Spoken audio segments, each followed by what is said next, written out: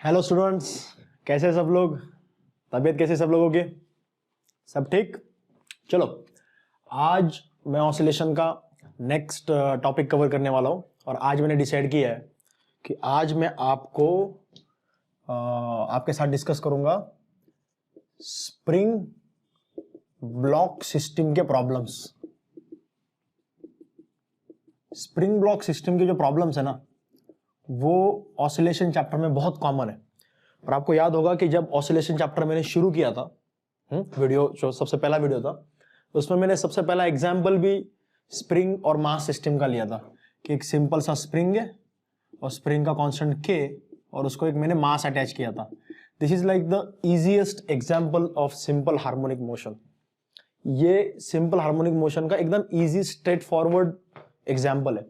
अगर आपने इस मास को इस तरफ खींच लिया तो इस मास को वापस खींच लेगा और ये पार्टिकल या फिर ये मास ऐसे ऑसिलेट करता रहेगा। ये उसकी मीन पोजीशन, ये उसका पॉजिटिव एक्सट्रीम और ये उसका नेगेटिव एक्सट्रीम। ठीक है, तो इसके बारे में हमने काफी कुछ डिस्कशन किया। अभी तक मैं 7 लेक्चर्स अपलोड कर चुका हूँ इस टॉपिक पे। कुछ प्रॉब्लम्स आपने भी ट्राई किए होंगे और बहुत सारे कंसेप्ट हमने ऑलरेडी कवर कर लिए। लेकिन आज मुझे स्पेसिफिकली स्प्रिंग ब्लॉक सिस्टम के प्रॉब्लम्स डिस्कस करने, और ये प्रॉब्लम डिस्कस करने से पहले स्प्रिंग के बारे में मैं कुछ थोड़ी बहुत बात कर लूं पहले।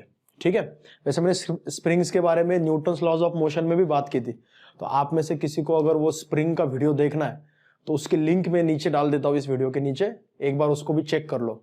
ठीक है, स्पेसिफिकली स्प्रिंग्स के ऊपर है, लेकिन उसका कुछ पार्ट मैं यहाँ पे भी कवर कर लेता हूँ ताकि आपकी लिंक बनी रहे। ठीक है, देखो स्प्रिंग का बेसिक आइडिया तो सबको है कि स्प्रिंग को अगर आप स्ट्रेच करोगे, if you stretch the spring, तो स्प्रिंग की वजह से एक रिस्टोरिंग फोर्स लगता है, राइट? अगर आपने स्प्रिंग को x डिस्टेंस इधर खींच लिया तो रिस्टोरिंग फोर्स इधर लगेगा और उसकी वैल्यू होगी F इक्वल टू माइनस के x. What does this minus signify? ये माइनस सिग्निफाई करता है कि फोर्स x के अपोजिट डायरेक्शन में, अगर x राइट साइड में तो फोर्स लेफ्ट साइड में। और दूसरी बात, x को डायरेक्टली प्रोपोर्शनल है फोर्स। हमने फर्स्ट लेक्चर में डिस्कस किया था कि ऑसिलेशन में क्या होता है, सिंपल हार्मोनिक मोशन में जो रिस्टोरिंग फोर्स होता है वो x को डायरेक्टली प्रोपोर्शनल होता है। ठीक है, x के स्क्वायर को नहीं, x के क्यूब को नहीं, फोर्थ पावर को नहीं, नथिंग, x को डायरेक्टली प्रोपोर्शनल। ठीक है, और अपोजिट टू x राइट में तो f लेफ्ट में। तो ये स्प्रिंग का बेसिक आइडिया है कि यहाँ पे जो k, ये k होता है स्प्रिंग कांस्टेंट। k क्या होता है? Spring constant. लेकिन जरूरी नहीं है कि सिर्फ स्प्रिंग मास सिस्टम ही ऑसिलेशन एग्जीक्यूट करे। ऑसिलेशन बहुत सारे सिचुएशन में, मतलब बिना स्प्रिंग के भी आप देख सकते हो। तो जैसे फॉर एग्जांपल इमेजिन करो कि आपके पास एक ऐसा रॉड है, उस रॉड को यहाँ पे फिक्स कर दिया। अगर आपने इस रॉड को इधर खींच लिया ऐसे, ठीक है, और खींच के छोड़ दिया तो ये ऐसे ऑसिलेट करेगा ना, राइट? तो ये जो ऑसिलेशन है रॉड का, ये ऑसिलेशन भी यूजुअली SHM होता है। लेकिन यहाँ पे स्प्रिंग वगैरह कुछ नहीं, यहाँ पे जो भी ऑसिलेशन होगा वो इलास्टिसिटी की वजह से होगा। ठीक है, लेकिन उसको भी आप इस इक्वेशन से कैरेक्टराइज कर सकते हो। वहां पे k को हम कहेंगे फोर्स कांस्टेंट। ठीक है, ओके। तो ये हुआ k स्प्रिंग कांस्टेंट। अब स्प्रिंग का कैसा होता है कि अगर लेट अस से आपने एक से ज्यादा स्प्रिंग को एक दूसरे के साथ कनेक्ट कर दिया। लेट अस से आपके पास 2 स्प्रिंग है और 2 स्प्रिंग को आपने ऐसे पैरेलल में जोड़ दिया। ठीक है, ये देखो, ये 2 स्प्रिंग्स है और इनको एक दूसरे के साथ पैरेलल में इसके साथ जोड़ दिया और इसको ये मास कनेक्ट कर दिया। ठीक है, अब ये हो गया K1 और ये K2। अगर मैं इस मास को राइट साइड में खींचता हूं x डिस्टेंस से, if I pull that mass by distance x on the right side, ये दोनों स्प्रिंग में एक्सटेंशन आएगा। और क्योंकि दोनों स्प्रिंग में एक्सटेंशन आएगा तो दोनों स्प्रिंग इसको लेफ्ट साइड में खींचेंगे, राइट? तो ये वाली स्प्रिंग भी खींचेगी, इसका फोर्स होगा F1, ये वाली स्प्रिंग भी खींचेगी, इसका फोर्स होगा F2। तो F1 की वैल्यू क्या होगी? K1x, F2 की वैल्यू क्या होगी? K2x। तो what is the net restoring force? Total restoring force कितना है? यहाँ पे टोटल रिस्टोरिंग फोर्स आएगा F1 प्लस F2, इन दोनों के एडिशन करो, आएगा minus K1 plus K2 into x आएगा ना, है कि नहीं? तो आप एक पॉइंट आपको, मतलब आपने अब तक जज कर भी लिया होगा कि this is no different than single spring. Single spring में एक K और 2 स्प्रिंग में K1 प्लस K2 आ गया। इसका मतलब मैं इन दोनों स्प्रिंग को किसी एक और स्प्रिंग से रिप्लेस कर सकता हूं जिसका K इन दोनों के एडिशन के बराबर है। That will be equivalent spring of these two springs. तो इन दोनों का K इक्विवेलेंट क्या आएगा, इन दोनों का K इक्विवेलेंट आएगा K1 प्लस K2। और ऐसा तभी होता है जब स्प्रिंग्स क्या होती है, पैरेलल में होती है। इस बात को समझो, स्प्रिंग क्या होनी चाहिए, पैरेलल में। तो पैरेलल में ये आपका K इक्विवेलेंट आएगा, ठीक है। तो पैरेलल में अगर स्प्रिंग अटैच करते हो 2 3 4 कितनी भी हो, तो K इक्विवेलेंट आएगा K1 plus K2 plus K3, सारे ऐड करने पड़ेंगे। व्हाट इफ अगर मैंने स्प्रिंग्स को सीरीज में जोड़ दिया तो what will happen then, let us say for example ये स्प्रिंग है, फिर इसके साथ सीरीज में एक और जोड़ दी, ओके। और फिर ये मास m है, और फिर मैंने इसको इधर खींच लिया x डिस्टेंस से। अब रिटर्न वापस खींचने वाला फोर्स कितना आएगा, सोचो।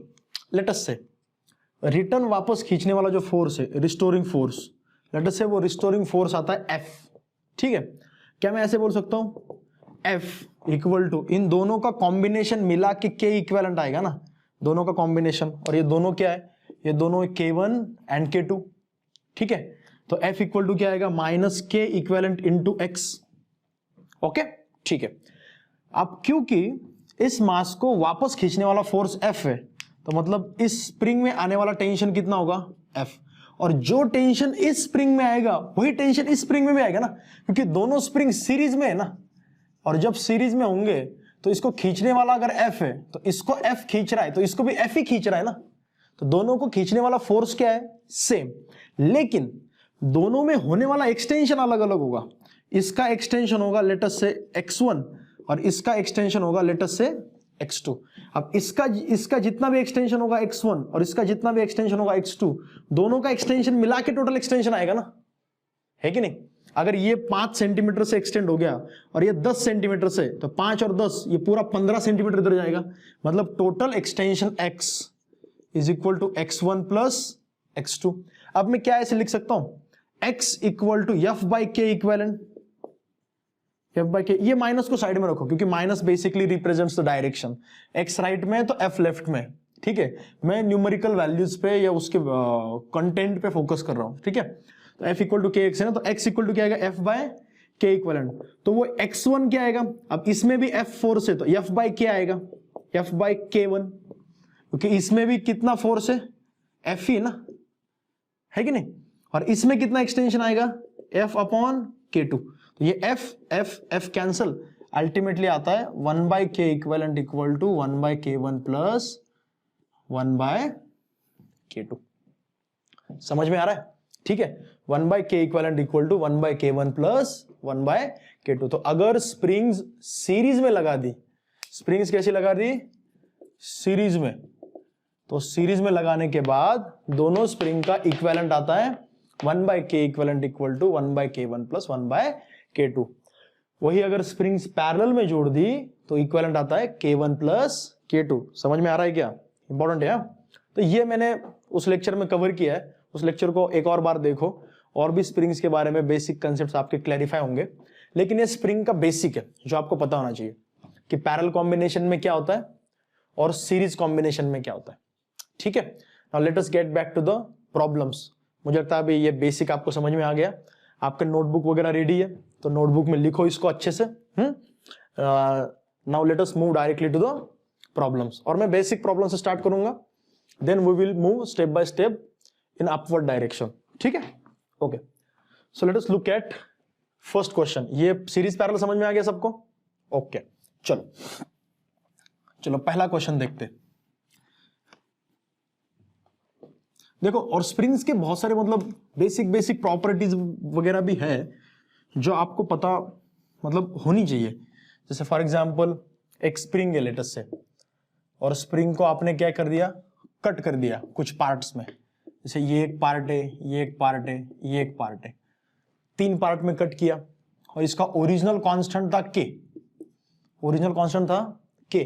और क्योंकि आपने इसको 3 पार्ट्स में कट किया, ये 3K, ये 3K और ये भी 3K हो जाएगा। n पार्ट्स में कट किया तो हर एक का NK हो जाएगा। क्यों पता है, क्योंकि स्प्रिंग का कांस्टेंट K उसके लेंथ को इनवर्सली प्रोपोर्शनल होता है। स्प्रिंग का कांस्टेंट K क्या होता है, लेंथ को इनवर्सली प्रोपोर्शनल होता है। तो लेंथ अगर आपने हाफ कर दी तो K डबल हो जाएगा, लेंथ आपने 1/3 कर दी तो K 3 टाइम्स हो जाएगा। लेंथ आपने 1/4 कर दी तो k 4 टाइम्स हो जाएगा, क्योंकि आपने यहाँ पे 3 पार्ट्स किए तो हर एक की लेंथ क्या हो गई, 1/3 हो गई, इसलिए वो 3k हो गया। अब इसी पे बेस्ड मेरा पहला क्वेश्चन है। चलो बच्चों देखते हैं सबसे पहला प्रॉब्लम, एग्जाम्पल नंबर 1। जो मैंने अभी आपको वो कंसेप्ट एक्सप्लेन किया ना कि अगर आपने एक स्प्रिंग को n पार्ट्स में डिवाइड किया तो n पार्ट्स में डिवाइड करने के बाद क्या होता है, हर एक का स्प्रिंग कांस्टेंट हो जाता है nk, just like that. Okay, तो उसी के बेसिस पे क्वेश्चन है। क्वेश्चन ऐसा है, अ spring mass system has time period t, और spring mass system has time period t of oscillation. Then spring is cut into n equal parts. Spring is cut into n equal parts, and all of them are connected in parallel,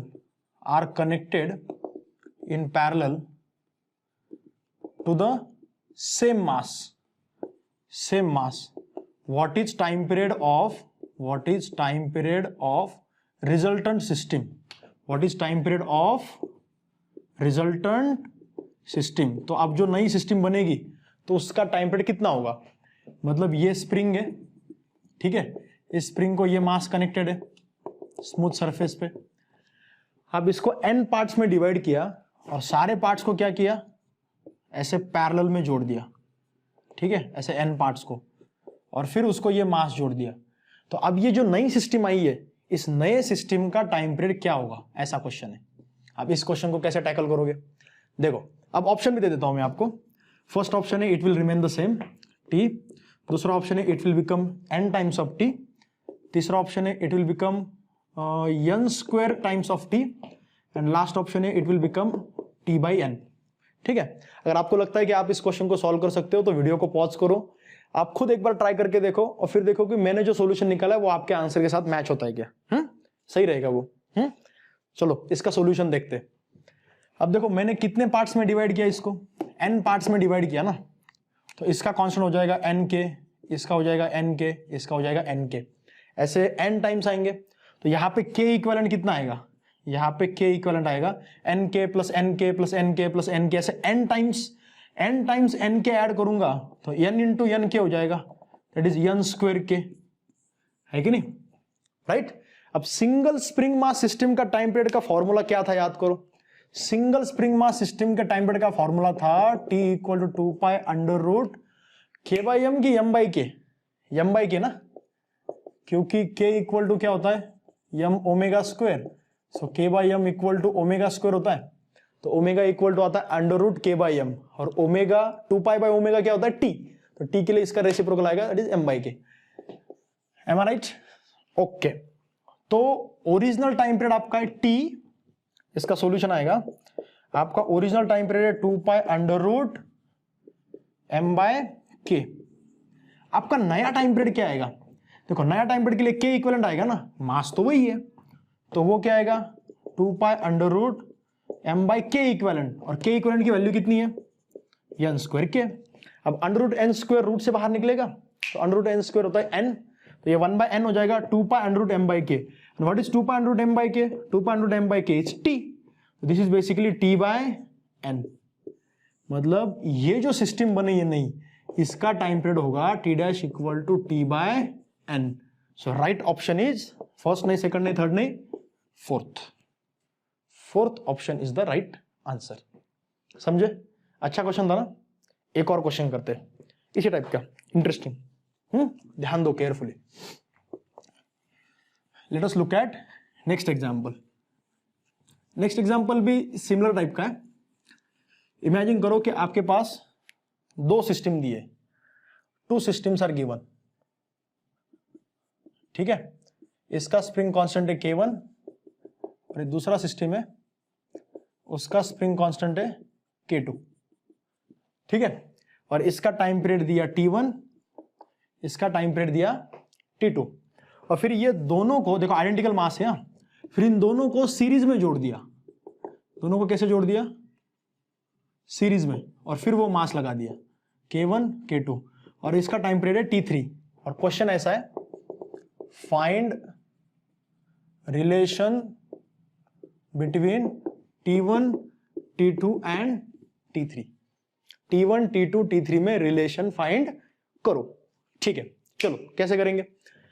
सबसे पहले तो T1 का लिख लो। T1 का formula क्या आएगा, 2 pi under root m by K. इसका मास कितना है m, इसका k कितना है K1। यहाँ पे T2 क्या आएगा, 2 pi under root m by K2। और यहाँ पे T3, इसका टाइम पीरियड ऑफ ऑसिलेशन क्या आएगा। अब देखो इन दोनों का k इक्विवेलेंट लेना पड़ेगा ना, और दोनों क्या है सीरीज में, और सीरीज में k इक्विवेलेंट क्या होता है ये तो हमें ऑलरेडी पता है, तो वो हम यहाँ पे लेने वाले, ये आएगा m by k equivalent.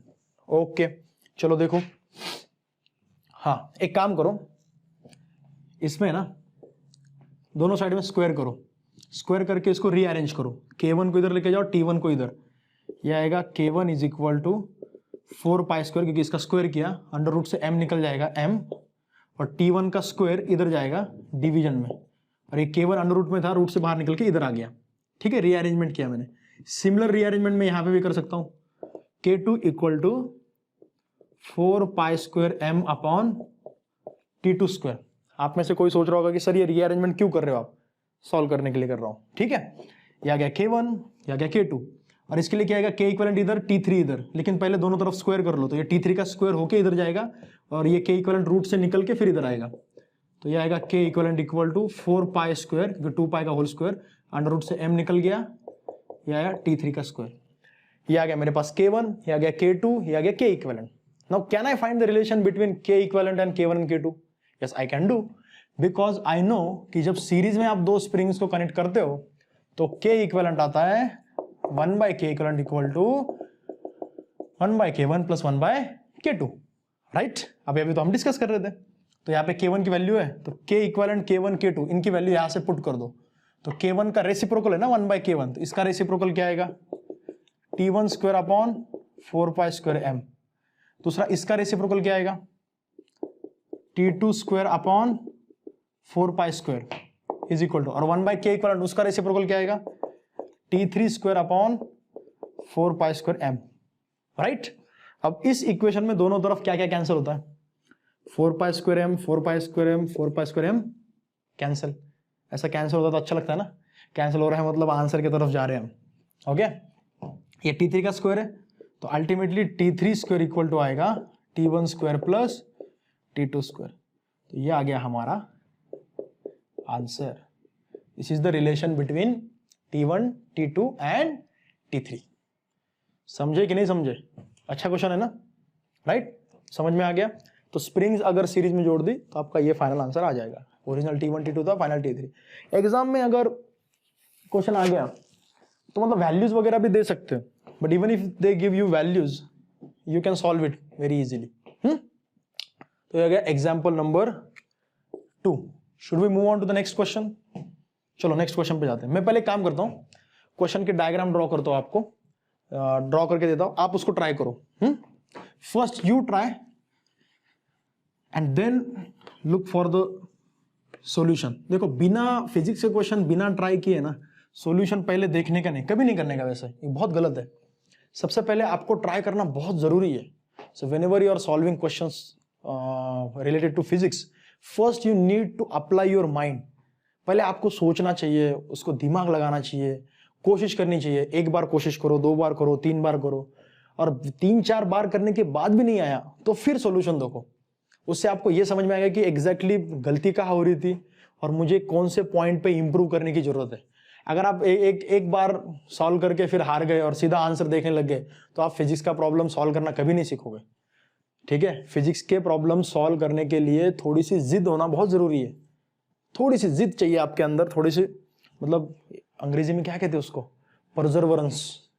You need that, you need to just try and try as much as possible. And if it is, अगर नहीं आ रहा आंसर फिर देखो ना सोल्यूशन, फिर आपको सोल्यूशन अच्छे से समझ में भी आएगा और उसका फायदा भी होगा आपको। आप में से कुछ लोग क्या करते हैं, एक बार क्वेश्चन देखते हैं और क्वेश्चन का आंसर अगर नहीं आया इमीडिएटली सॉल्यूशन देखते हैं, उनको कुछ फायदा नहीं होता, ना वो सॉल्यूशन उनको याद रहता है, ना उनको प्रोसीजर के प्रॉपर आइडिया आती है. It's like it's not good, it's not good. Okay, so first खुद ट्राई करने का, बाद में सॉल्यूशन देखने का. अब मैं 2 एग्जांपल दे रहा हूं यहाँ पे, और आपको दोनों का टाइम पीरियड फाइंड करने का है. Find time period of oscillations of following spring mass systems or following systems. You know these are spring mass systems. ठीक है, this is example number 3. इसमें 2 दे रहा हूं मैं. ये वाला सिस्टम ले लो, हाँ ऐसा ले लो, K1 K2 ये मास K3, ये K1 K2 ये K3, smooth surface M. Okay, और एक और ले लो, तीसरा, नहीं दूसरा है ना ये, तीसरा थोड़ी है. K1 K2 K3 M, smooth surface है. K1 K2 K3. ओके, इसका time period of oscillation find करना है और इसका time period of oscillation find करना है. चलो ट्राई करो. तब तक मैं इसको मिटाता हूं, इन दोनों को ट्राई करो. Time period of oscillation find करना है, कैसे करोगे?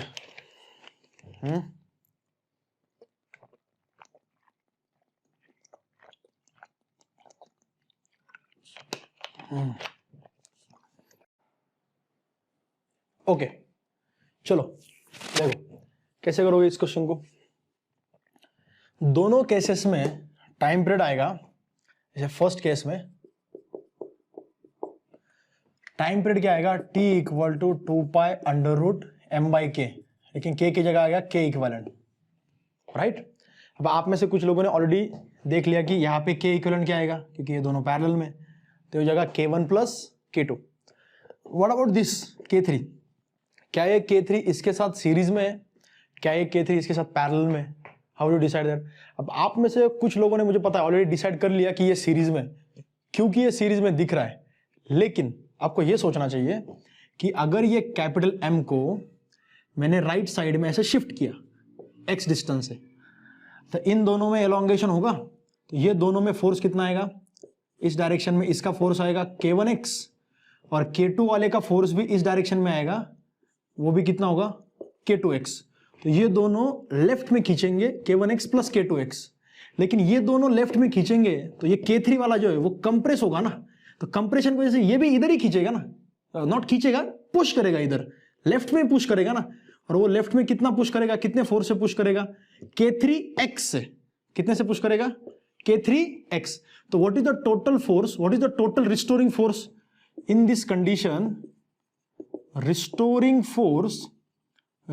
Force F is equal to k1x plus k2x plus k3x ना, क्योंकि k1 k2 जो है उनका एलोंगेशन हुआ तो वो लेफ्ट में खींच रहे, और k3 वाला जो है उसका कंप्रेशन हुआ तो वो भी लेफ्ट में ही पुश कर रहा है. तो तीनों मिला के क्या होगा, k1 plus k2 plus k3. मतलब ये हुआ कि इफेक्टिवली ये तीनों स्प्रिंग पैरेलल में है, सीरीज में नहीं. इसको अगर लेफ्ट में राइट में शिफ्ट किया तो तीनों के वजह से आने वाला फोर्स लेफ्ट में लगता है. समझ में आ रहा है आप लोगों को? और तीनों में जो फोर्स आता है k1x plus k2x plus k3x, तीनों फोर्स रिस्टोरिंग फोर्स के लिए तीनों का एडिशन होता है. तो इसलिए इफेक्टिवली ये तीनों स्प्रिंग्स पैरेलल में ही है. तो आपका k इक्विवेलेंट क्या आएगा इस केस में, k1 plus k2 plus k3. इसलिए आपका टाइम पीरियड भी क्या आएगा, आपका टाइम पीरियड आएगा 2π√m/k1 plus k2 plus k3 आएगा. समझे कि नहीं समझे? ठीक है. अब इसमें ये आंसर आ गया. अब इस केस में क्या करोगे, व्हाट अबाउट सेकंड वन? अब सेकंड वन में देखो, अब सेकंड वन में क्या है, सेकंड वन में तो क्लियर कट दिख रहा है, क्लियर कट दिख रहा है. क्या दिख रहा है कि ये दोनों पैरेलल है, तो इन दोनों का एडिशन होगा, और इन दोनों का जो भी एडिशन आएगा k1 प्लस k2 वो k3 के साथ सीरीज में है ना, क्योंकि एक के आगे अब अगर इसको इधर खींच लिया, x डिस्टेंस से, जिसको वापस खींचने वाला फोर्स K3 में भी आएगा और इन दोनों में आएगा, लेकिन इन दोनों में जो एक्सटेंशन है वो टोटल एक्सटेंशन यहाँ पे आएगा क्योंकि सीरीज में, और सीरीज में तो K इक्विवेलेंट कैसे निकालते हैं हम, सीरीज में हम K इक्विवेलेंट ऐसे निकालते हैं 1/K equivalent equal to 1/K1 plus 1/K2, तो इन दोनों का कॉम्बिनेशन कितना है K1 प्लस K2, तो हो जाएगा 1/K1 plus K2 plus 1/K1 plus K2 plus ये क्या है 1/K3। समझ में आ रहा है कि नहीं आ रहा है? ये दोनों क्या है पैरेलल, तो इनके एडिशन हो गए K1 प्लस K2, फिर K1 प्लस K2 और K3 क्या हो गए सीरीज, तो सीरीज के लिए 1/K equal equal to 1/K1 plus K2 plus 1/K3। तो यहाँ पे टाइम पीरियड आएगा T इक्वल 2π√m/K इक्वलेंट, तो 1/K इक्वलेंट ये है ना, ये बेसिकली हो जाएगा 2π√m in bracket 1/K1 plus K2 plus 1/K3। ये आपका आंसर है सेकंड का। समझे कि नहीं समझे? ठीक है, इट्स अ गुड क्वेश्चन। तो ये समझ में आ गया सबको स्प्रिंग ब्लॉक सिस्टम्स को कैसे ट्राई करना है। स्प्रिंग ब्लॉक सिस्टम में ना ये मतलब अगर आपको कभी भी ऐसा लगे कि स्प्रिंग सीरीज में है कि पैरेलल में है, कि डिसाइड करने में दिक्कत आ रही है, तो मैं आपको एक सिंपल सा तरीका बोलता हूँ। क्या करो, उस मास को शिफ्ट करके देखो, और शिफ्ट करके देखो कि उसको वापस रिस्टोर करने वाला फोर्स कौन सा है। अगर रिस्टोर करने वाला सारे स्प्रिंग का फोर्स एक ही डायरेक्शन में आ रहा है तो उन सबके एडिशन करो। ठीक है, अब देखो यहाँ पे जब आप एक्सटेंड करोगे तो ये सारे के तीनों मतलब ये दोनों तो पैरेलल में, तो दोनों का एक्सटेंशन सेम होगा, तो इसलिए इनके डायरेक्ट एडिशन होगी, और K3 इसके साथ सीरीज में है ना, तो फिर सीरीज का फॉर्मूला लगाना पड़ेगा।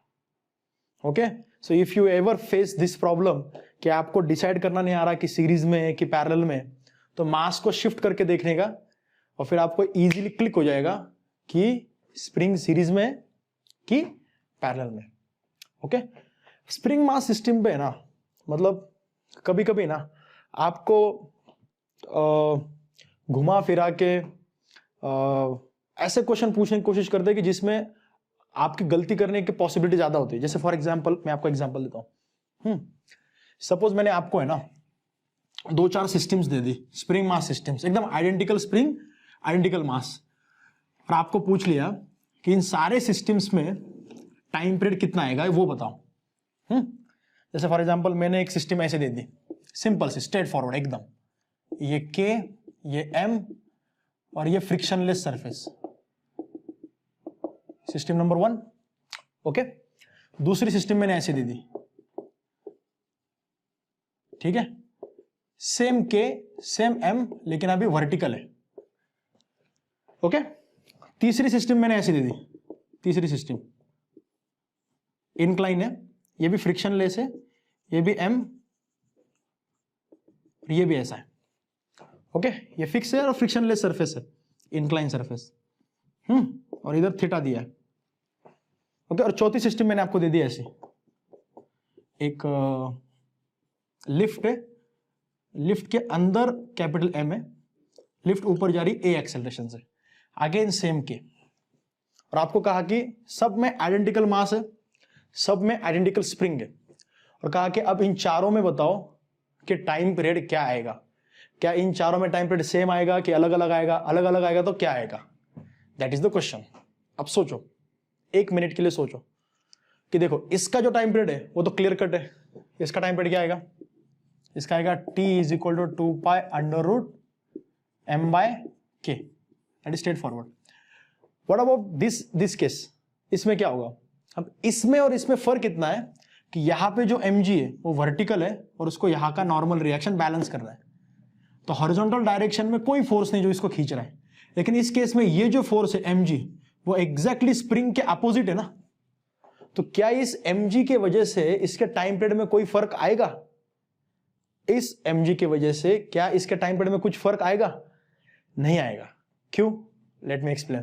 क्या है ना कि ये mg नीचे खींच रहा है, तो mg को बैलेंस करने के लिए स्प्रिंग में थोड़ा सा एक्सटेंशन होगा। स्प्रिंग में कितना एक्सटेंशन होगा? लेट अस से x0। तो जो x0 है वो क्या मैं फाइंड कर सकता हूं? kx0 equal to mg, so x0 equal to mg/k। तो इतना एक्सटेंशन स्प्रिंग में ऑलरेडी हो चुका है। तो ये उसका क्या है, ये उसका क्या है, मीन पोजीशन है। अब जो भी ऑसिलेशन होगा इस मीन पोजीशन के अबाउट होगा ना, मीन पोजीशन के अबाउट जो भी ऑसिलेशन होगा, अब उसमें ये जो mg है, इस mg को ऑलरेडी kx0 ने बैलेंस कर लिया। मतलब इसमें और इसमें फर्क बस इतना है कि इसके मीन पोजीशन पे, इसके मीन पोजीशन पे स्प्रिंग का एलोंगेशन 0 होता है, ठीक है, और इसके मीन पोजीशन पे स्प्रिंग का ऑलरेडी एलोंगेशन कितना होता है, x0। That is the only difference, right.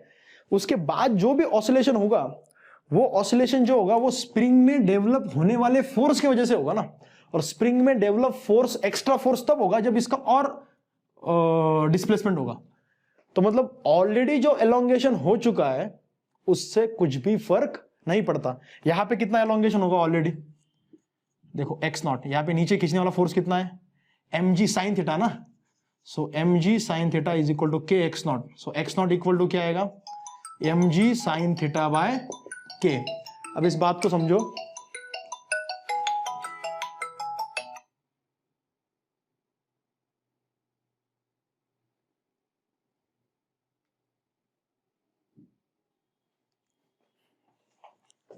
तो मैं ये बता रहा था कि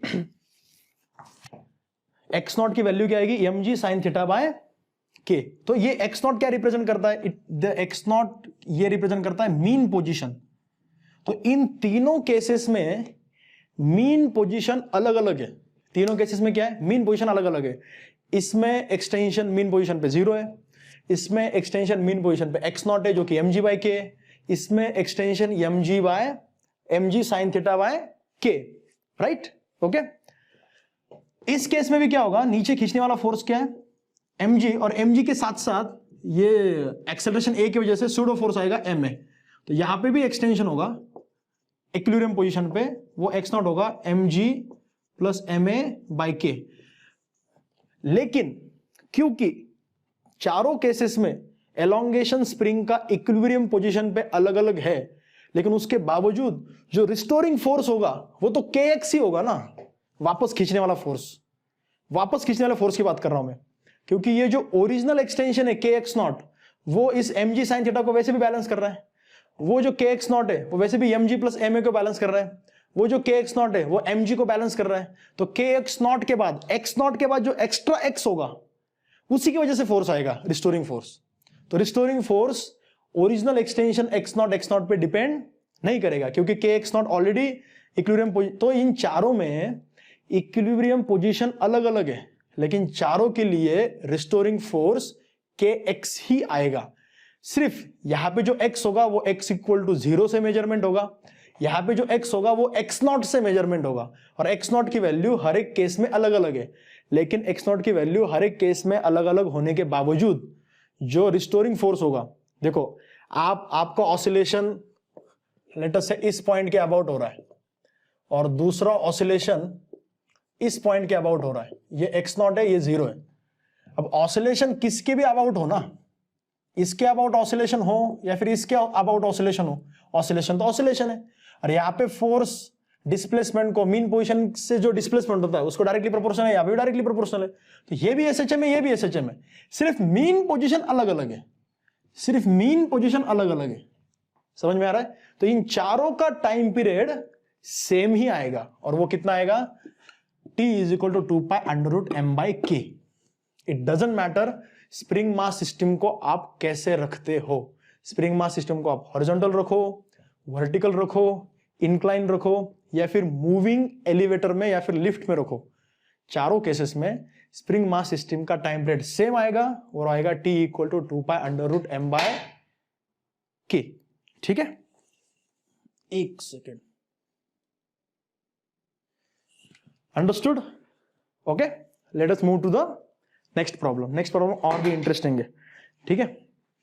देखो हम क्या डिस्कस कर रहे हैं यहाँ पे, नहीं ये मेरा रुमाल है, एक minute.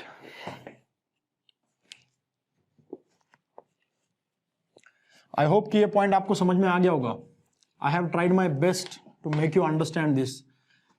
It doesn't matter in which situation the spring mass system is, if it is either horizontal or if it is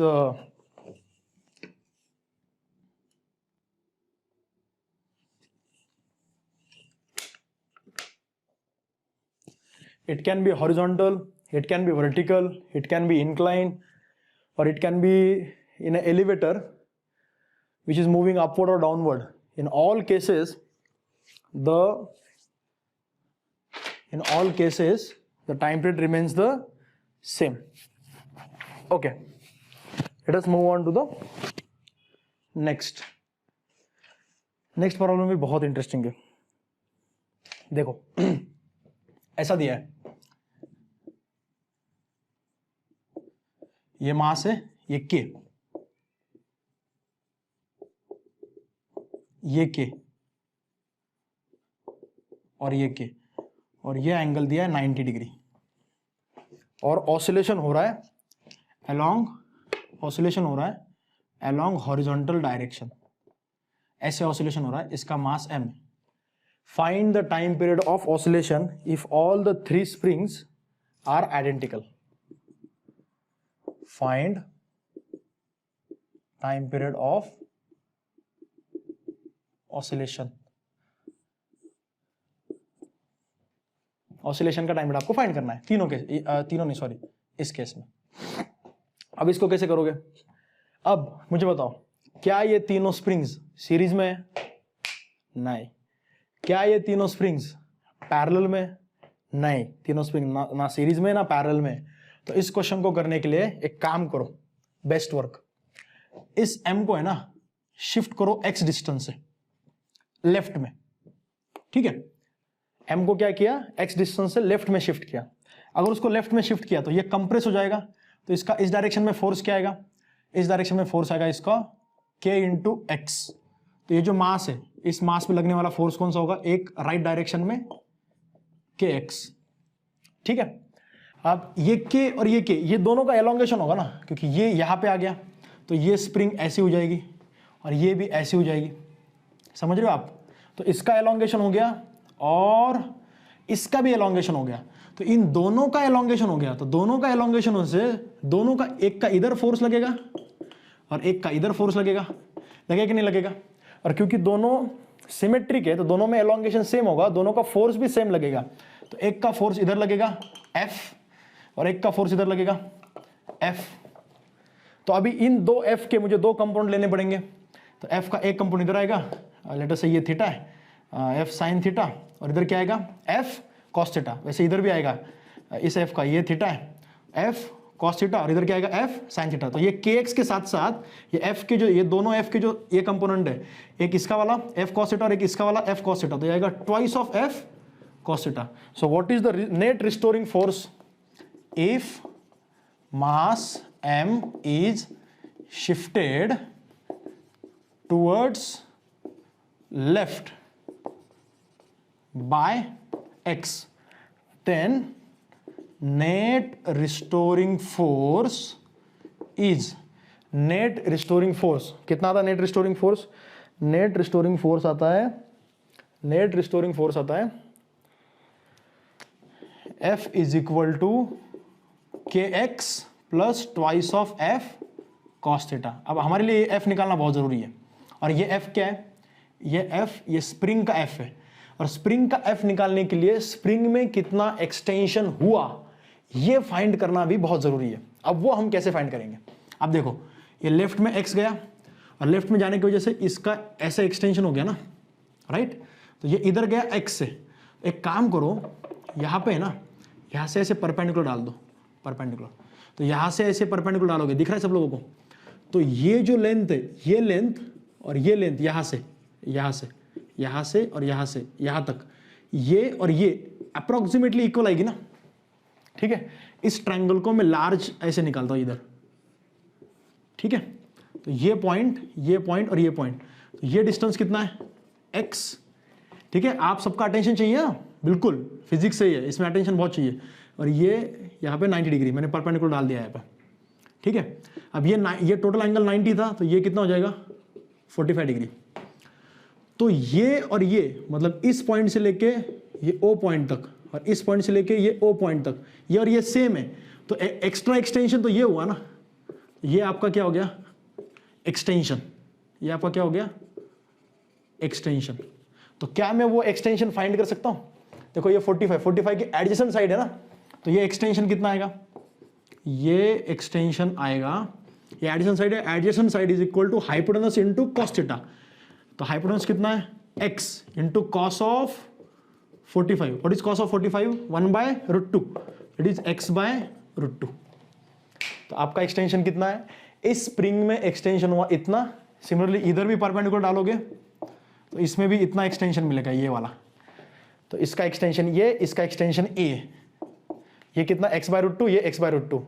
तो ये f की वैल्यू कितनी आएगी, f is equal to k into extension ना, f is equal to k into extension, and extension is x/√2, तो f equal to kx/√2, f is equal to kx/√2। तो यहाँ पे f की वैल्यू पुट करो kx/√2, तो kx plus twice of kx/√2 into cos theta, और theta यहाँ पे कितना है, ये जो थीटा है ये 45 डिग्री है, एंड कॉस 45 इज 1/√2, तो √2 इंटू √2 2, और ये 2 और 2 क्या हो जाएगा, कैंसिल, तो ये बचेगा kx, तो kx प्लस kx कितना होगा 2kx। ये आ गया आपका नेट रिस्टोरिंग फोर्स, और x लेफ्ट में है तो रिस्टोरिंग फोर्स राइट में है, इसलिए मुझे यहाँ पे माइनस देना जरूरी है, मुझे यहाँ पे पूरे को क्या देना चाहिए, माइनस देना चाहिए। तो रिस्टोरिंग फोर्स कितना आया, नेट रिस्टोरिंग फोर्स आया F इक्वल टू -2kx, ठीक है। तो इसको आपके SHM का जो ओरिजिनल इक्वेशन था, SHM का ओरिजिनल इक्वेशन क्या है, restoring force equal to -kx ना, इसके साथ कंपेयर करो तो आपका ये जो k, ये k इक्विवेलेंट, ये k इक्विवेलेंट यहाँ पे कितना आया 2k, तो उस अरेंजमेंट में k इक्विवेलेंट है 2k, तो टाइम पीरियड आएगा 2π√m/k equivalent, that is 2π√m/2k। समझे कि नहीं समझे, अंडरस्टूड। ऐसा एक क्वेश्चन HC वर्मा में भी है, HC वर्मा का जो एक्सरसाइज है ना, तो उसमें ऐसा एक क्वेश्चन आपको मिलेगा डेफिनेटली। हो सकता है कि शायद ये एंगल अलग हो, 90 डिग्री की जगह पॉसिबली 60 डिग्री हो, या फिर 120 डिग्री हो, तो फिर 90 को 2 में डिवाइड किया तो 45 ना, तो ये थीटा 45 आया था, तो अगर मैंने 30 कर दिया तो ये 30 हो जाएगा, अगर 120 कर दिया तो फिर 120 का हाफ 60 हो जाएगा। लेकिन प्रोसीजर यही है, समझ में आ गया। यहाँ पे ये समझा कि इसको x डिस्टेंस से लेफ्ट में खींच लिया, x डिस्टेंस से लेफ्ट में खींच लिया, तो इसमें कितना एक्सटेंशन आया, ये वाला, इसमें कितना एक्सटेंशन आया, ये वाला। यही सबसे क्रूशियल पॉइंट है बच्चों, यही सबसे क्रूशियल पॉइंट है। आई होप कि आपको ये समझ में आ गया होगा, ठीक है। Should we move on to the next question. अगर आप यहाँ पे ब्रेक लेना चाहते हो तो ब्रेक लो, वीडियो को स्टॉप करो, फिर से एक बार देखो, बाद में फिर नेक्स्ट क्वेश्चन देखो। नेक्स्ट क्वेश्चन भी इंटरेस्टिंग है, let me show it to you. इसको मिटाता हूं मैं।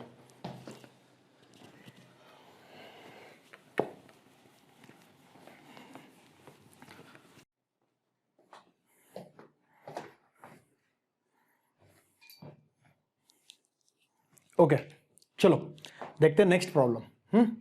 नेक्स्ट प्रॉब्लम में आपको बोला है कि find time period of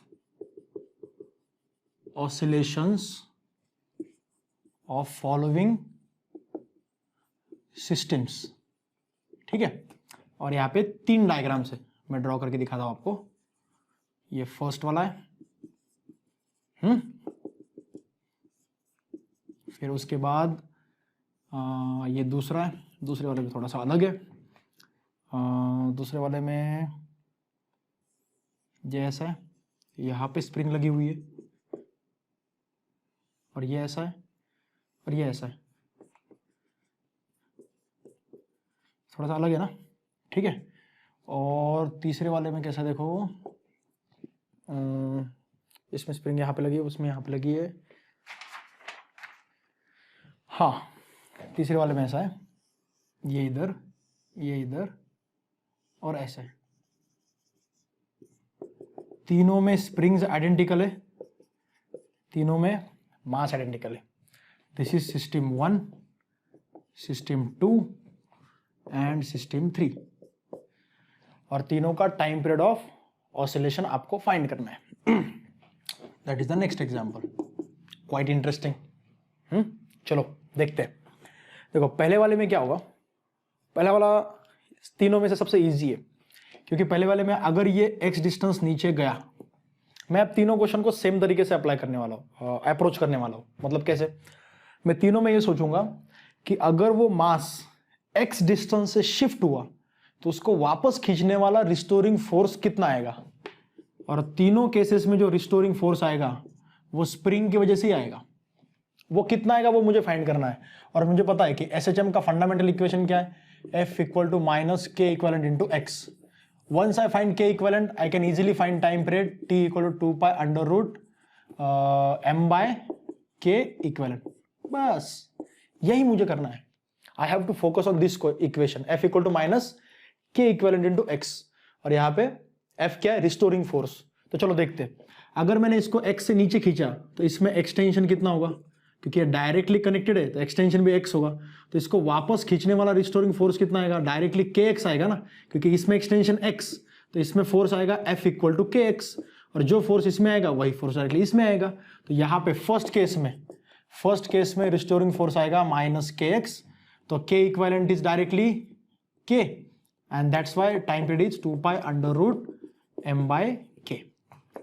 second case इतना स्ट्रेट फॉरवर्ड नहीं है। कैसे, अगर ये x डिस्टेंस नीचे गया तो क्या होगा, तो अगर ये x डिस्टेंस नीचे गया तो ये पुली कितना नीचे आएगी। आप इमेजिन करो, पुली नीचे आ रही है y डिस्टेंस से। अगर पुली नीचे आ गई तो पुली ऐसे इस पोजीशन में आएगी, ठीक है। तो पुली के ऊपर से जो रस्सी जा रही थी, जो थ्रेड जा रहा था या फिर जो भी स्ट्रिंग है, वो स्ट्रिंग पहले ऐसे ऊपर से जा रही थी, अब वही स्ट्रिंग यहीं से घूम के जाएगी ना। तो इतना पार्ट जो स्ट्रिंग का, ये वाला पार्ट और फिर ये वाला पार्ट, इतना, क्योंकि ये घूमने का जो पार्ट है वो तो दोनों में कॉमन है, लेकिन पहले ऊपर से जाना था, अब नीचे से। तो ये वाला पार्ट और ये वाला पार्ट बच गया ना। तो ये वाला पार्ट कितना है, ये वाला पार्ट है y, और ये वाला पार्ट भी कितना है, ये भी पार्ट है y। तो ये y और y मिला के 2y होगा। तो ये नीचे कितना गया, x should be equal to 2y ना, x should be equal to 2y, मतलब y equal to x by 2। मतलब ये पुली कितना नीचे आएगी, पुली नीचे आएगी y equal to x by 2। Pulley x by 2 से नीचे आएगी तो स्प्रिंग में फोर्स कितना आएगा, स्प्रिंग में फोर्स आएगा k इंटू एक्स बाय 2, क्योंकि स्प्रिंग का एक्सटेंशन कितना होगा, x बाय 2 ही हुआ ना। क्योंकि स्प्रिंग का एक्सटेंशन हुआ x बाय 2, स्प्रिंग का ऊपर खींचने वाला फोर्स आएगा k x बाय 2। अब ये जो स्प्रिंग का फोर्स है यहां पे लग रहा है, वो है k x बाय 2। तो उसके दो पार्ट्स होंगे यहाँ पे, एक इधर, और यहाँ का जो पार्ट है वो इस मास पे लगेगा अपवर्ड। तो ये k x बाय 2 दोनों तरफ डिवाइड होगा, तो इधर आएगा k x बाय 4, इधर आएगा k x बाय 4। तो इसको वापस खींचने वाला रिस्टोरिंग फोर्स है F equal to minus k x by 4। Now compare with this k equivalent, कि यहाँ पर k इक्विवेलेंट क्या आएगा, k बाय 4। तो टाइम पे आएगा 2 pi under root m by k equivalent, and k equivalent is k by 4, that is 2 pi under root 4 ऊपर जाएगा 4m बाय k। यह आ गया सेकंड का आंसर। समझ में आ रहा है कि नहीं आ रहा है, इंटरेस्टिंग है। देखो मैंने क्या किया, एक कैपिटल M कितना नीचे गया, x।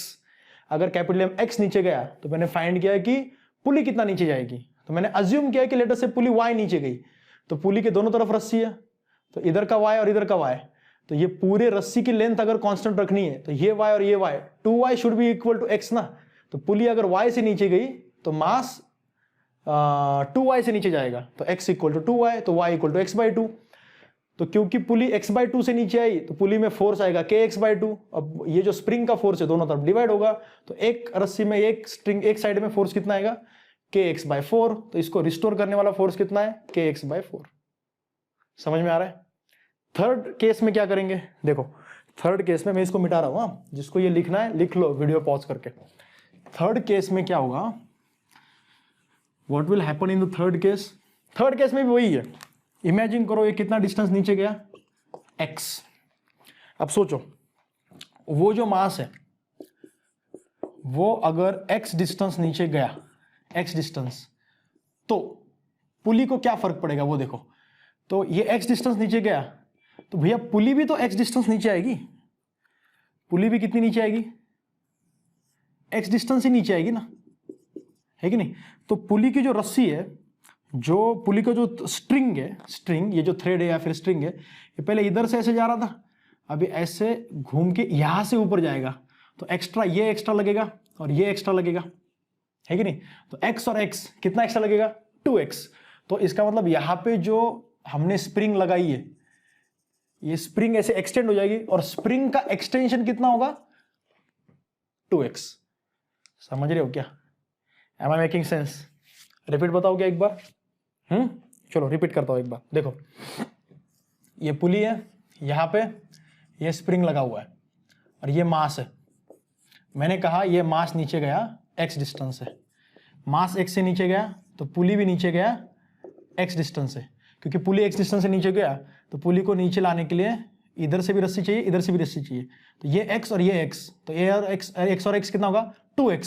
तो इसमें एक्सटेंशन होना चाहिए 2x। अब इसमें 2x एक्सटेंशन हो गया तो इसमें फोर्स कितना आएगा? इसमें फोर्स आएगा 2kx। तो इधर 2kx, इधर 2kx, इधर 2kx, इधर 2kx, तो यहां पे फोर्स कितना आएगा? यहां पे फोर्स आएगा 2kx, 2kx, 4kx। मतलब इस मास को वापस खींचने वाला रिस्टोरिंग फोर्स कितना है? 4kx। So restoring force is -4kx। तो k इक्विवेलेंट कितना है? 4k। तो टाइम पीरियड क्या आएगा? 2 π/m/k equivalent, and k equivalent is 4k। तो ये आ गया थर्ड का आंसर। समझ में आ रहा है? तो फर्स्ट केस में क्या आया था? t = 2 π/m/k। सेकंड में क्या आया था? t = 2 π/4m/k। थर्ड में क्या आया? t = 2 π/m/4k। समझे कि नहीं समझे? इंटरेस्टिंग क्वेश्चन है ना? मैंने कहा था आपको लेक्चर के स्टार्टिंग में कि मैं सिंपल क्वेश्चन से स्टार्ट करूंगा, फिर हायर लेवल पे जाऊंगा। अंडरस्टूड? आई होप कि आपने ये लेक्चर एंजॉय किया होगा।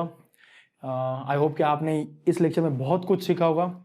आपके पास स्प्रिंग ब्लॉक सिस्टम्स के और भी प्रॉब्लम्स होंगे आपके बुक में, नोटबुक में, आपके रिस्पेक्टिव इंस्टीट्यूट्स में। जो फिजिक्स फोरम के स्टूडेंट इसको देख रहे, ये अच्छे से देखो, अच्छे से पढ़ो, ठीक है? Do not stop studying. Let me remind you, do not stop studying. Study चलनी चाहिए, छुट्टी हो, कुछ भी हो, अपना कांटेक्ट नहीं हो रहा, लेकिन ये आपको वीडियो लेक्चर्स अच्छे से देखने और पढ़ाई जारी रखनी है, पढ़ाई रोकनी नहीं है। मैं ऑसिलेशन चैप्टर को अगले 2-3 लेक्चर में सम अप करके प्रैक्टिस करवा के फिनिश कर दूंगा। ऑसिलेशंस के बाद फिर हम वेव्स नया सेक्शन शुरू करेंगे, ठीक है? वेव्स बहुत एक्साइटिंग है, मेरा फेवरेट सेक्शन है, बहुत मजा आता है मुझे वेव्स पढ़ाने में। तो वेव्स में आपको एक्सप्लेन करूंगा, ठीक है? लेकिन वेव्स पूरा अच्छे से समझने के लिए ऑसिलेशन अच्छे से आना बहुत जरूरी है। और ऑसिलेशन अभी खत्म नहीं हुआ है, मतलब थ्योरी पार्ट मैंने ऑलमोस्ट पूरा कर लिया, ऑलमोस्ट थ्योरी ऑलमोस्ट पूरी हो गई, लेकिन और प्रैक्टिस करना जरूरी है। तो will practice more in the next lectures, okay?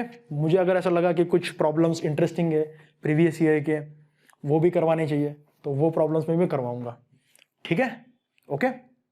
और स्प्रिंग्स के ऊपर जो लेक्चर है न्यूटन्स लॉज ऑफ मोशन का, उसका लिंक मैं आपको नीचे दे दूंगा। वो लिंक एक बार क्लिक करके स्प्रिंग्स का लेक्चर भी देख लो और इसको भी अच्छे से लिख लो, ओके?